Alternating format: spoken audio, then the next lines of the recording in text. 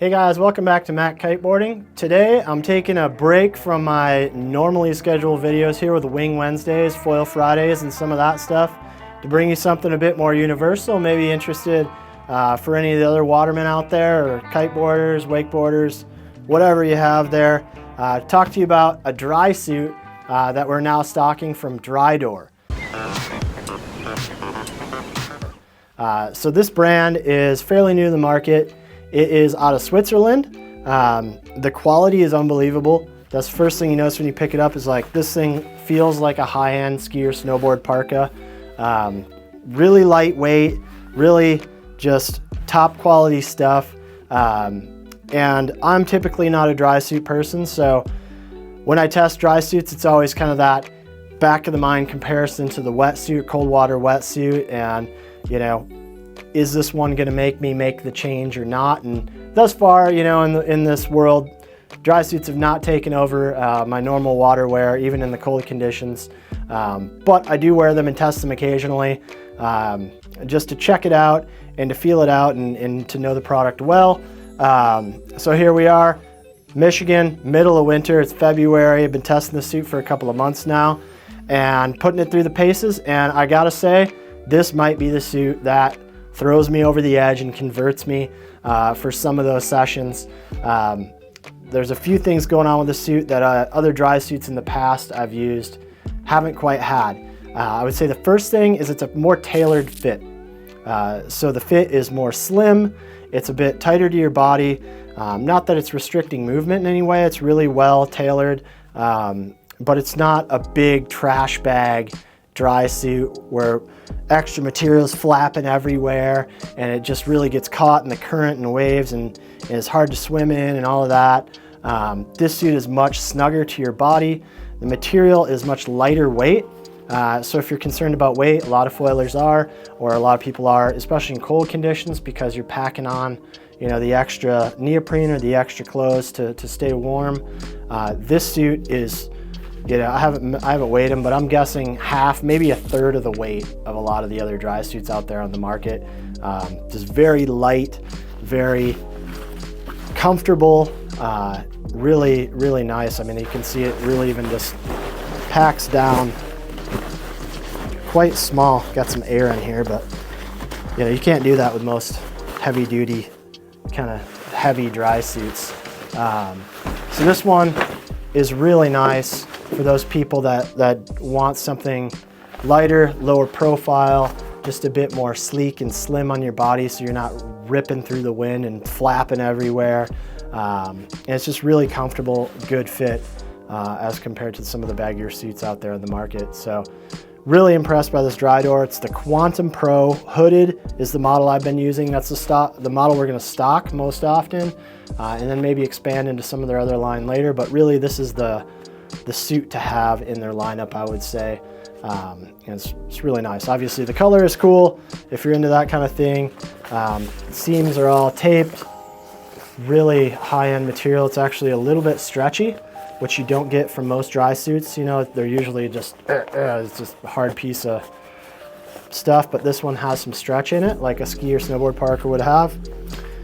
We've got waist cinches here, diagonal zipper, which makes it easier to get into the suit. Not to say that it's, you know, jump in and pull on like a pair of pants. You know, it does take a technique.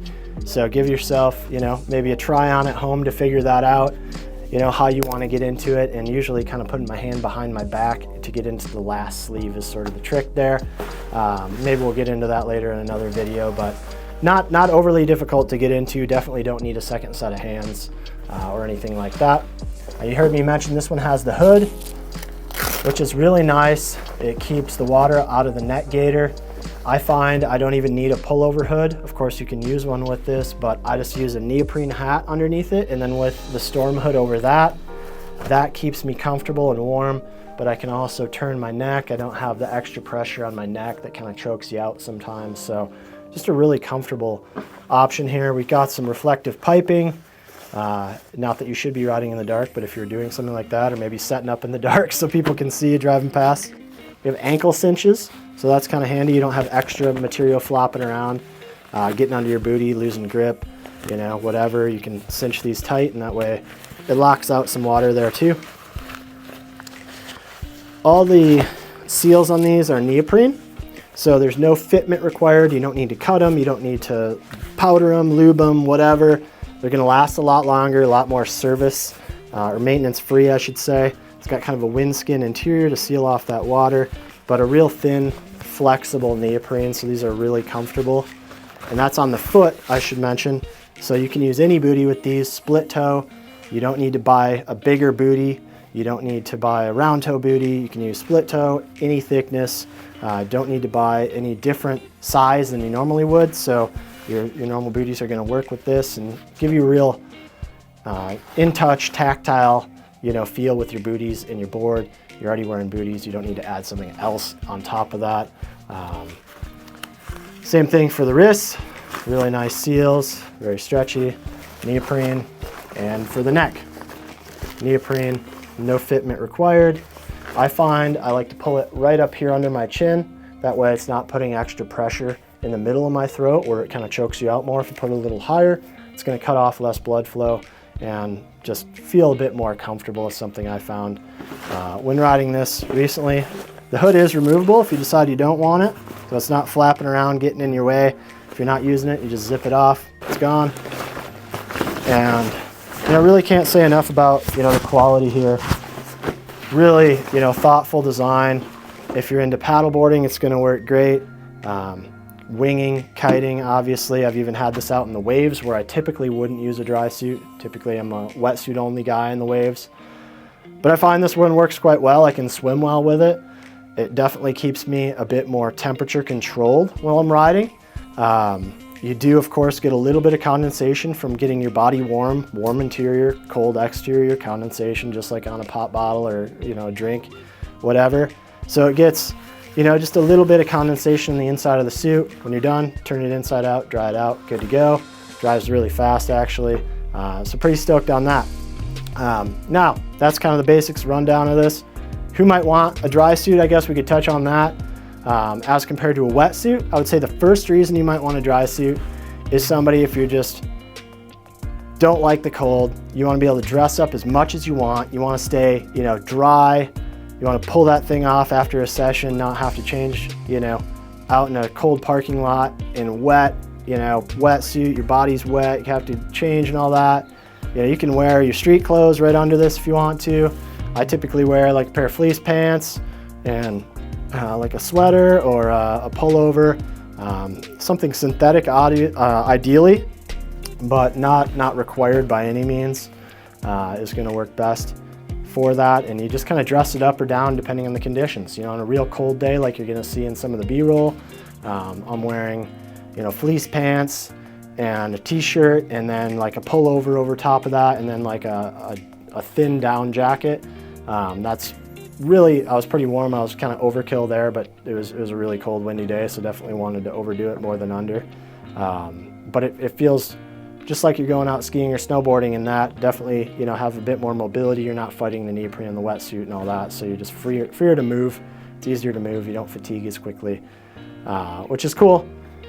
But also, you can dress it down on a warmer day. So it's kind of a one suit does it all option.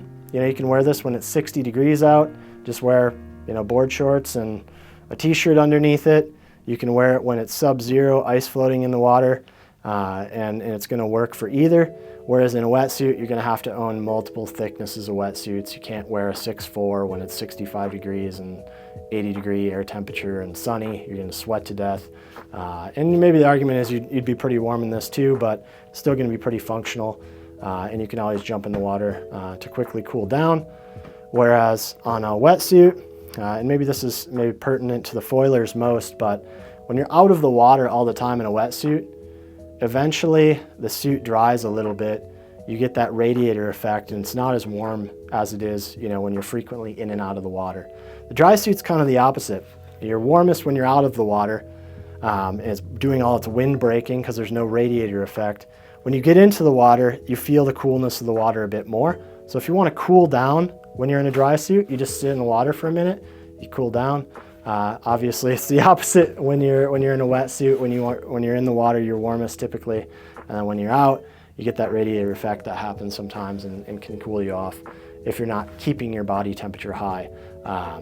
So yeah, that's kind of the nuts and bolts of it. And really, this is a cool option, especially for us here in the middle of winter.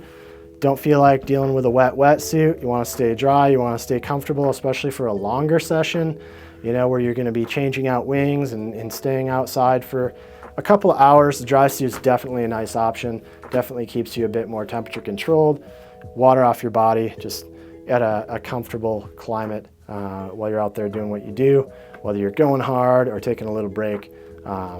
So that's a nice option. If y'all have any questions, put them in the comments section below. You can find this Quantum Pro dry suit on our website for sale. We have a handful of these in stock, and based on demand, we'll be potentially expanding that in the near future here.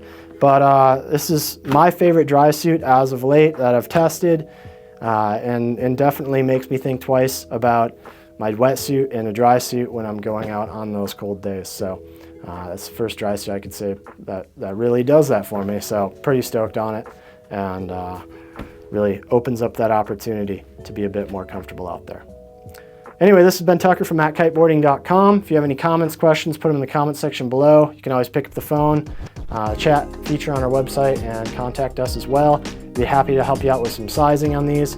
But definitely want to pay attention to the size chart, even more so than a wetsuit with a dry suit, as the fit is pretty critical. Thanks, this has been Tucker, and we'll see you next time.